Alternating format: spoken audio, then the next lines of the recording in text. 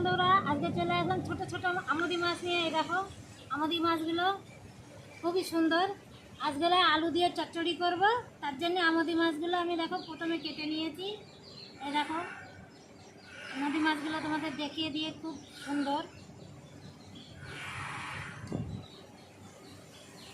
তাহলে এবার শুরু করা যাক।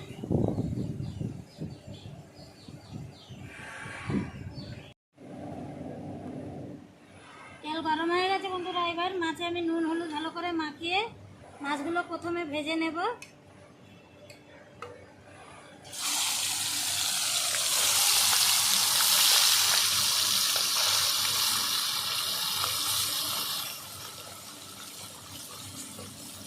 দুবার ভাজতে হবে, একবারে ভাজা যাবে না মাছগুলো। অর্ধেক ভেজে নেব, অর্ধেক পরে ভেজে নেব। সেই সঙ্গে আমি দেখো আলু কেটে নেব। এই দেখো আলু আমি ছুলে নিয়েছি, এইভাবে পাতলা পাতলা করে কেটেছি। এবার দেখো আমি লম্বা লম্বা কেটে নেব প্রথমে আলুগুলো। চাকু দিয়ে কাটছি আজকে, এরকম সরু সরু করে কেটে নেব।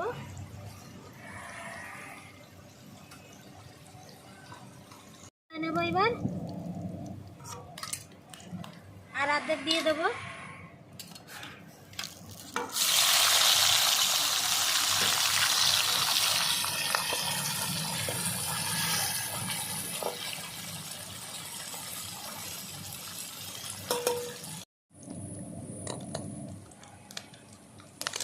সব মাছ হয়ে গেছে, নামিয়ে নেব এবার।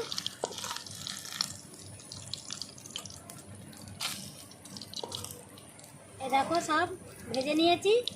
এবার ফোড়নে দিয়ে দেবো কালো জিরে,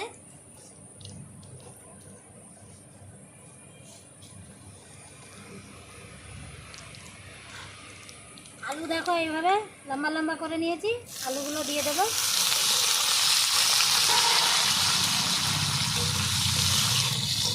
আলুটা একটু হালকা করে আমি কষিয়ে নেব প্রথমে। ভালো করে কষিয়ে নিলাম আলু। এবার আমি বড় বড় করে দেখো পেঁয়াজ কেটে নিয়েছি, পেঁয়াজটা দিয়ে দেবো একসঙ্গে। সঙ্গে দিয়ে দেবো লঙ্কা কুচি করে নিয়েছি, ছোট ছোট লঙ্কা তো একটু বেশি দিয়েছি, 10-12টা লঙ্কা চিড়ে নিয়েছি। একটা টমেটো কুচি করে নিয়েছি, 5-6 কোয়া রসুন গোটাই দিয়ে দেবো। একসঙ্গে ভালো করে দেখো কষিয়ে নেব। সঙ্গে দিয়ে দেবো লবণ স্বাদ অনুসারে, হলুদ গুঁড়ো, লঙ্কার গুঁড়ো,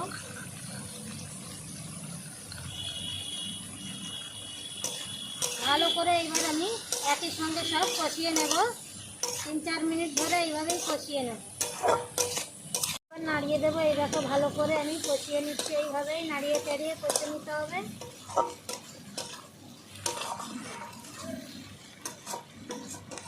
কষাতে কষাতে আলুটাও গলে যাবে, পেঁয়াজও গলে যাবে, টমেটোও গলে যাবে। দেখো কতটা গলে গেছে। ভালো করে কষিয়ে নিয়েছি 5-6 মিনিট ধরে। এবার একটু হালকা করে জল দিয়ে দেব।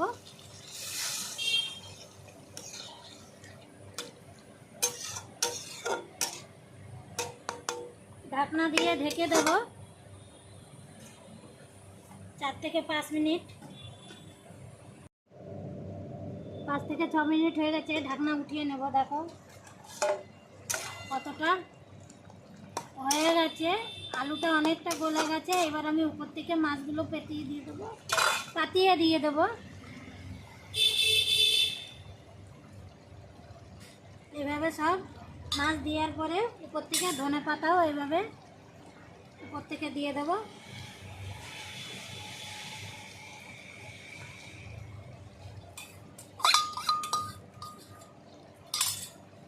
আরও 1 মিনিট আমি ঢাকনা দিয়ে ভালো করে ফুটিয়ে নেব। ঢাকনা নামিয়ে নেব। 1 থেকে 2 মিনিট হয়ে গেছে। দেখো কত সুন্দর হয়ে গেছে আমার। এবার নামানোর আগে আমি একটু হালকা করে উপর থেকে সরষের তেল দিয়ে দেব।